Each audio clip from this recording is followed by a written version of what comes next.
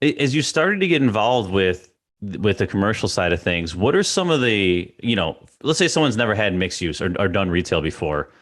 Give us just a 101 on comparing, hey, I have a Chicago, residential tenant versus a multifamily tenant. What are some of those nuances or, goods and bads? So, obviously everyone knows apartments, it's pretty straightforward, but it's also higher turnover rates, right? It's, year to year leases, typically a lot more hot and cold calls, as they say, right? My toilet's broken, or my light bulb went out, or whatever it may be.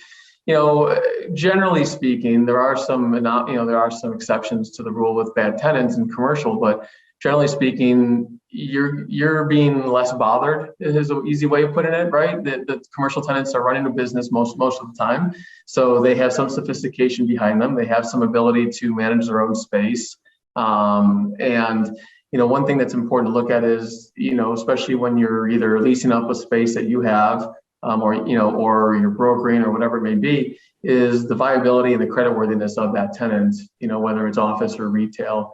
That's very important. And, unfortunately, there's a lot of quote unquote bad tenants in terms of the credit perspective that are just mom and pop shops that don't have much savings behind them, but they want to open up a business. They want to get started. And those are the hard ones. Those are the harder decisions to make, because as an investor or advising a client who owns the building, you want to be fair to the tenant because they're trying to start something, right? Especially a smaller business. But at the same time, you're also trying to be a good advisor to the landlord or yourself if you're the investor itself, and make the right business decision on that tenant. So it's a lot of that going in, a lot of pieces of the business decisions in place there, versus just, here's an apartment, I'll give you new paint and carpet, or I'll clean this or that, and here's a new lease, right? It's a lot easier to lease those. You don't have to scrutinize the tenant as much versus the basic background checks or credit checks.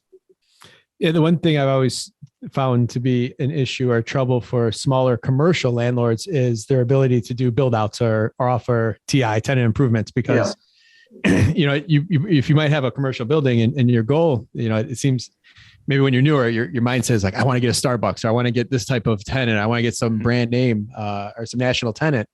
But when that national tenant comes in, they're looking for $30 a square foot for you to put up to improve their space, and they'll sign a 10-year deal. Now, most of those small guys that just barely scrape together the 25% to give a commercial deal doesn't have that type of downstroke. So that's why you see a lot of mom and pop buildings stay mom and pop buildings, and national brands continue to be national brands.